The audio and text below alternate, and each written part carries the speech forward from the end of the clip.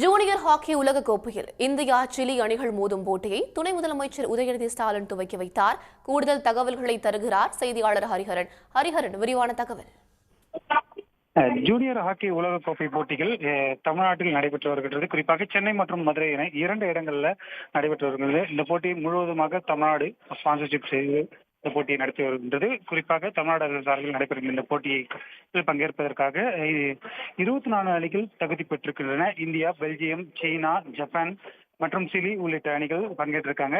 இன்றைய தினம் மதுரையில் காலையில் போட்டிகள் தொடங்கி இருக்கக்கூடிய நிலையில தற்பொழுது இந்தியா மற்றும் சிலி அணிகள் மோதும் போட்டி நடைபெற உள்ளது. இந்த போட்டிக்கு முன்னதாக தொடக்க விழா நிகழ்ச்சிகள் கலை நிகழ்ச்சியுடன் நடைபெற்றது. இந்த நிகழ்ச்சியில் துணை முதலமைச்சர் உள்ளிட்டவர்கள் பங்கேற்று ஹாக்கி ஜாம்பவான்களாக முன்னாள் இந்திய ஹாக்கி வீரர்களுக்கு கௌரவித்து கலை நிகழ்ச்சிகளுடன் போட்டியை தொடங்கி வைத்தனர். இன்னும் சற்று நேரத்தில் இந்தியா மற்றும் சிலி அணிகள் மோதும் போட்டி தொடங்க உள்ள நிலையில பிரமாண்டமான கலை நிகழ்ச்சிகள் உள்ளிட்ட பல்வேறு ஏற்பாடுகளுடன் இந்த நிகழ்ச்சி நடைபெற்றது. இதில் துணை முதலமைச்சர் உள்ளிட்ட ஹாக்கி சர்வதேச ஹாக்கி சம்மேளனத்தின் நிர்வாகிகள், இந்திய ஹாக்கி சம்மேளன நிர்வாகிகள் உள்ளிட்டோர் பங்கேற்றனர்.